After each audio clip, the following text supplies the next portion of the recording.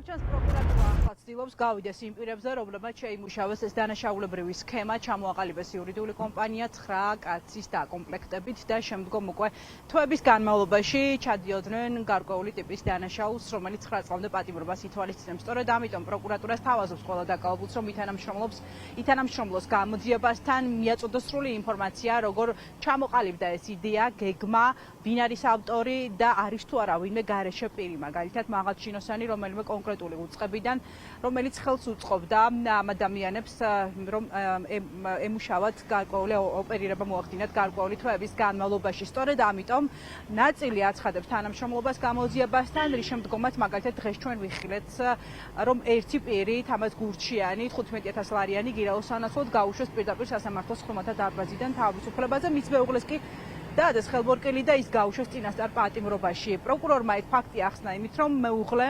ქალბატონი, რომელიც დააკავეს, ნაწილობრივ თანამშრომლობდა გამოძიებასთან და ის არ იყო გულწრფელი მის ჩვენებებში. რაც შეეხება მამაკაცს, ის სრულად ითანამშრომლა მან გამოძიებასთან, შესაბამისად მასთან გაფორმდა უკვე გირაოს შეთანხმება.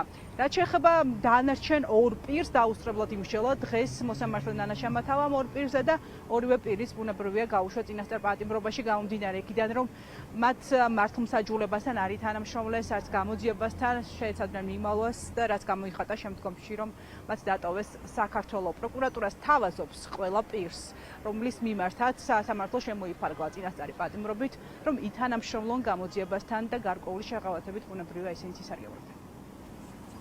ბატონ თამაზ, თუ შეიძლება გვიფასოთ რა, როგორ ჩაერთეთ ამ დანაშაულში? აი, პროკურატურა ამბობს, რომ თქვენი მეუღლის იძულებით მოხდა ეს ყველაფერი და მოგდევთ, არ უნდა, ხო, არა, სულ. ბატონ თამაზ, თუ შეიძლება რა გვიფასოთ ორი სიტყვით, როგორ მოხვდით ამ დანაშაულებრივ სქემაში, ეს არის საინტერესო, როგორ ჩაერთეთ? იცოდით თუ არა რა საქმიანობდით, ან თქვენი მეუღლე რა საქმიანობდა? ქალბატონი გულახდილი ბოლომდე არ არის გამოძიებასთან, როგორც მოგეხსენებათ, საქმე ეხება მასშტაბურ დანაშაულებულ ორგანიზებულ ჯგუფს, სადაც მიმდინარეობს არაერთი საგამოძიებო საპროცესო მოქმედება, შესაბამისად, მონაწილე პირები ამ დანაშაულში შესაძლებელია პირთა წერე გაიზარდოს, შესაბამისად, მისი გულახდილობა დაკავშირებული ამასთან თავს იკავებს გარკვეულ საქმესად მნიშვნელოვან დეტალებზე საუბრს. როლები განაწილებული იყო, თუმცა ხსენებული პირები ორგანიზებულად ჩადიოდნენ დანაშაულს. თუმცა დეტალებთან დაკავშირებით საქმის ინტერესებიდან გამომდინარე ახლა ვერ ვსაუბრობ. რა როლი ქონდა მეუღლემ ჩაითრია ამ დანაშაულში, ასე კითხავთ მაშინ. როგორც მოგეხსენებათ, საქმეში მონაწილეობს არაერთი პირი, რომლებიც ორგანიზებულად ჩადიოდნენ სერვერულ დანაშაულს. მათი დანაშაულის საქმიანობა ეხმსახურებოდა ერთადერთ მიზანს, კონკრეტულ პირებს გამოგონილი ისტორიების საფუძველზე მიეღოთ ვიზები თუ თავშესაფარი ამერიკის შეერთებულ შტატებში. დეტალებთან დაკავშირებით, ვის რა როლი ქონდა ამასთან დაკავშირებით, ვერ ვისაუბრებ, ვინაიდან მოგეხსენებათ, რომ საქმეში მიმდინარეობს გამოძიება და შესაბამისად მონაწილე პირთა ფიგურანტთა წრე შესაძლებელია გაიზარდოს. ამასთან დაკავშირებით კონკრეტულმა მოწმეებმა სასამართლოს გამოძიებას მიაწოდეს ინფორმაცია. თუმცა ელენა ამ შემთხვევაში ბრალდებულის მეუღლის მიწოდებული ინფორმაცია არ იყო გულახდილი იმდენად რამდენადაც შეიძლება ჩავთვალოთ მეუღლის. ახლა ცდილობს სხვა პირებზე გასვლას. ვინ არიან ეს პირები? არიან ზემდგომები, არიან თქვათ ამ იდეის ავტორები თუ ვინ არის? ზუსტად ამ გარემოების დადგენის მიზნით მიმდინარეობს საგამოძიებო მოქმედებები.